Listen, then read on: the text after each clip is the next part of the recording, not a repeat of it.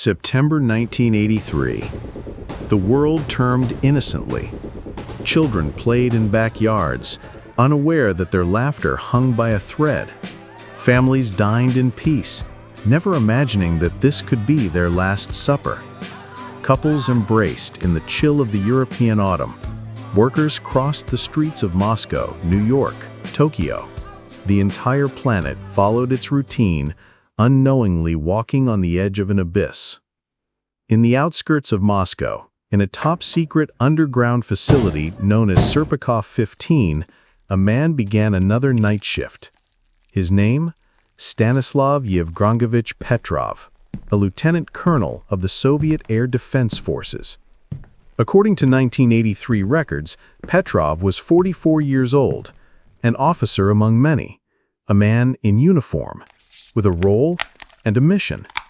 That night, he had no idea he carried the weight of 7 billion souls.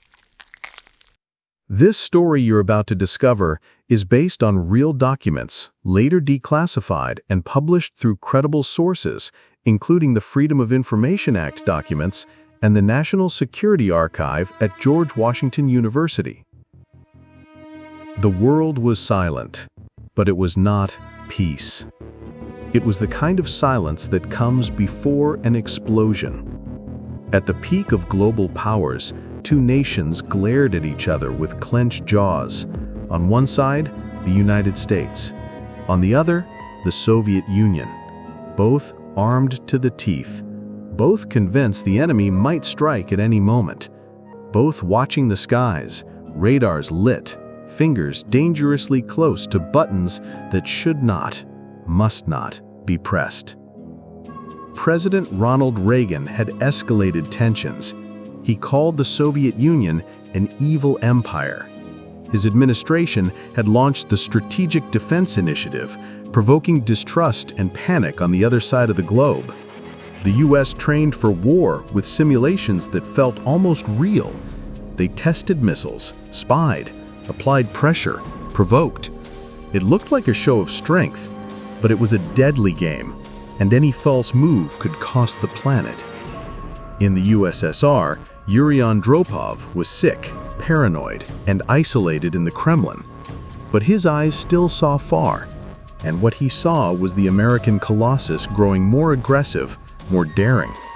The Soviet state began to act like a cornered animal, and no creature is more dangerous than one that feels threatened.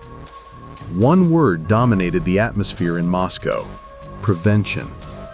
As the powerful glared at each other across the global chessboard, Europe trembled in the crossfire. Germany was a divided body. Berlin, a heart split by concrete. In the West, freedom. In the East, surveillance. Families were torn apart by ideologies that cut through the land like blades.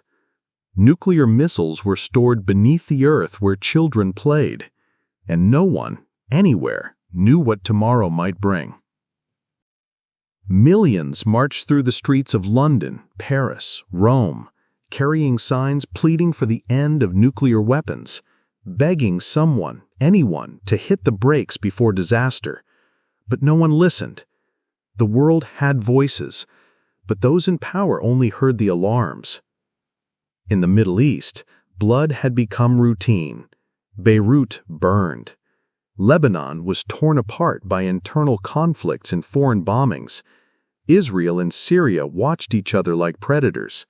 Iran, still reeling from its revolution, breathed resentment. Saddam Hussein prepared his next moves.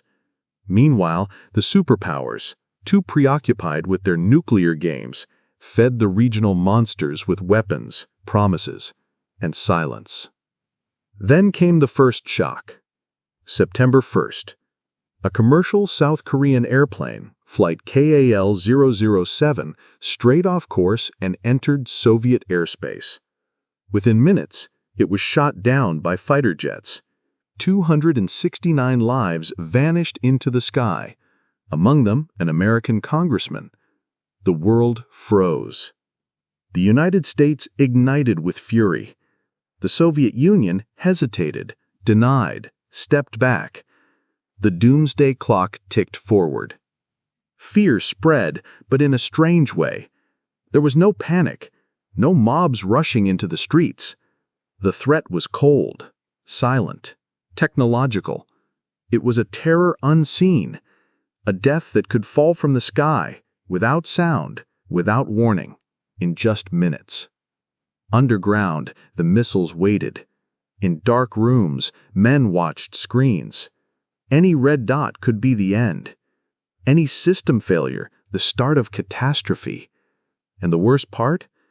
It all seemed ready to happen, not out of malice, but by mistake, by distrust, by fear.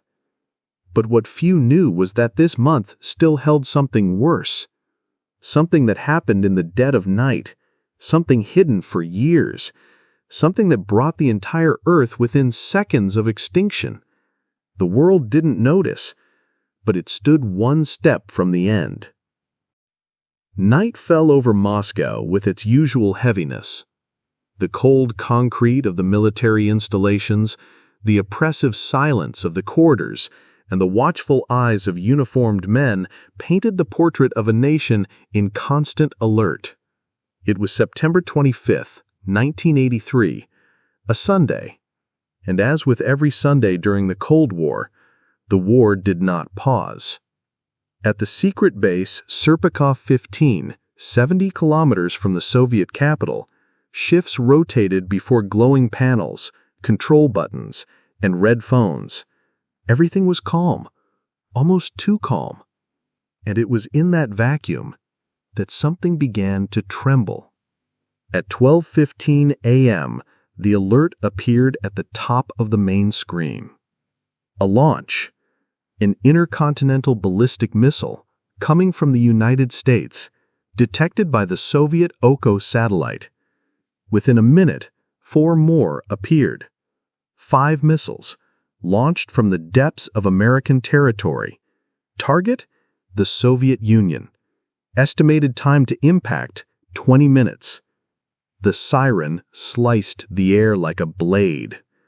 Red lights flashed. Men stood up. Phones started ringing. It was the worst-case scenario imaginable. But outside, the world kept sleeping.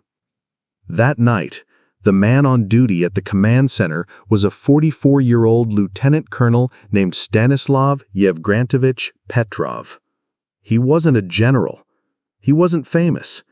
He held no political power. He was a technical man, precise, the son of a nurse and a military pilot, trained in engineering, analytic, but profoundly human. And that was precisely what saved the world.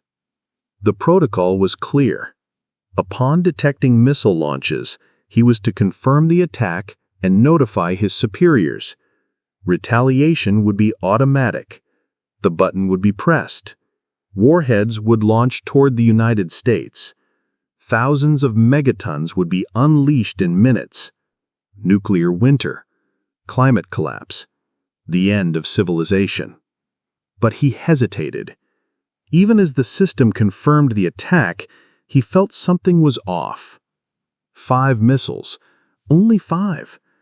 That wasn't how a nuclear war would begin. A real assault would involve hundreds of projectiles simultaneously. This seemed too small.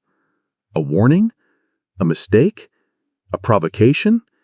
He didn't know, but he felt it wasn't the end. Even under pressure, with alarms blaring, with officers' eyes on him, he chose not to press the red phone. He chose to wait. 15 minutes of absolute silence and unbearable tension followed. The missiles should have already crossed half the globe. And then, nothing. No explosion, no confirmation of impact, no war. The world was still there, intact, alive. Soon after, it was discovered that the Oko system had mistaken sunlight reflecting off clouds over the United States for the heat of nuclear launches.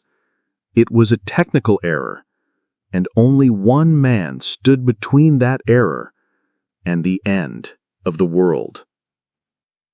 Stanislav Petrov saved humanity that early morning, but he received no medals. He wasn't honored in public squares. On the contrary, he was reprimanded for not filling out the proper forms. His heroic act was buried under layers of military secrecy. For years, no one knew what had happened. He retired, lost his wife to cancer not long after that, raised his children alone, died in 2017 in a small apartment in Fryazino, Russia, in silence. If I told you I could give you the brain of a millionaire in the next 7 days, would you accept? If I told you that you could acquire this millionaire brain and be propelled almost effortlessly towards a life of true wealth? The Millionaire Brain Academy can prove what invisible forces are holding you back from your true success. Click the link below and find out more.